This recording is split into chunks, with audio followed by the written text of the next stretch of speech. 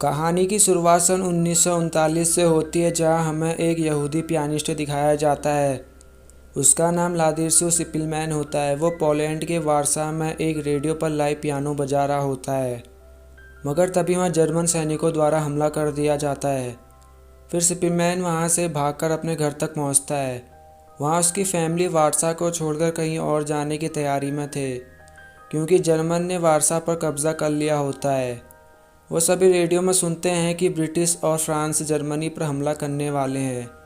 यह सुनकर सिपिलमैन और उसके परिवार को खुशी होती है, लेकिन काफ़ी समय बीतने के बाद भी वारसा पर जर्मनी का कब्जा रहता है और अक्टूबर 1940 में यहूदियों को अपना घर छोड़कर किसी और इलाके में कैद कर लिया जाता है। उन्हें जिस इलाके में रखा हुआ होता है वो चारों ओर से बंद हो जाती है, जिससे उनकी हालत बहुत ख़राब हो जाती है। वो भूख प्यास से मर रहे होते हैं और कोई तो कीचड़ से खाना निकाल कर खा रहा होता है। इसी के साथ पूरे वारसा में नाइट कर्फ्यू भी लग जाता है, और जो नाइट कर्फ्यू में अपने घर से बाहर आता है उसे जर्मन सैनिक गोली मार देते हैं। जर्मन सैनिक उन यहूदियों पर बहुत ज़्यादा अत्याचार करते हैं।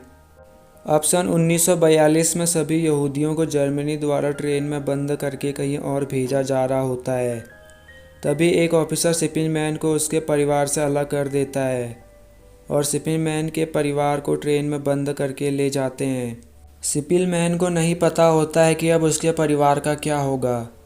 फिर सिपिलमैन वहाँ से निकलकर अपने दोस्त के घर आ जाता है, पर जर्मन सैनिकों ने उन सभी लोगों को मार दिया होता है। सिपिलमैन कुछ दिनों तक उसी घर में रहता है। इसके बाद वो अपने दूसरे दोस्त एनरिच के पास मदद के लिए जाता है। उसका दोस्त सिपिलमैन को एक फ्लैट देता है और उसे एक एड्रेस देता है। अगर उसे यहाँ रहने में कोई परेशानी होती है तो सिपिलमैन इस एड्रेस पर जा सकता है। एक दिन वह खिड़की से देखता है कि यहूदियों ने जर्मन सेना पर विद्रोह कर दिया होता है, लेकिन वो विद्रोह में कामयाब नहीं हो पाते और जर्मन सेना उन्हें मार देती है। थोड़ी देर बाद जब सिपिलमैन घर में खाना ढूंढ रहा होता है, तभी उसके हाथ से प्लेट नीचे गिर जाती है और उसकी आवाज़ सुनकर वहाँ एक औरत आ जाती है जो पुलिस को बुलाने वाली होती है, जिस वजह से सिपिलमैन को वहाँ से घर छोड़ना पड़ता है। फिर सिपिलमैन अपने दोस्त के बताए एड्रेस पर जाता है, जहाँ उसे माइकल नाम का एक आदमी मिलता है। माइकल सिपिलमैन को छुपने के लिए एक घर देता है। वहाँ सिपिलमैन को एक पियानो मिलता है। वो उसे बजाना चाहता था, मगर उसे शोर करने के लिए मना किया था। सिपिलमैन सिर्फ पियानो बजाने को महसूस करता है। कुछ दिनों के बाद सिपिलमैन को पीलिया हो जाता है, जिसके बाद माइकल अपने पहचान के डॉक्टर से सिपिलमैन का इलाज करवाता है। अब सन 1944 में वारसा की सेना मिलकर जर्मनी सेना पर हमला कर देती है और जर्मन सेना वहाँ की सभी इमारतों को ख़त्म कर देती है, पर सिपिलमैन किसी तरह से जर्मन सैनिकों से बच जाता है।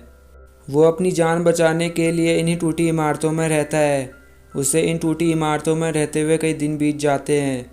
फिर वहाँ एक दिन एक जर्मन ऑफिसर आता है जिसका नाम होसनफील्ड होता है।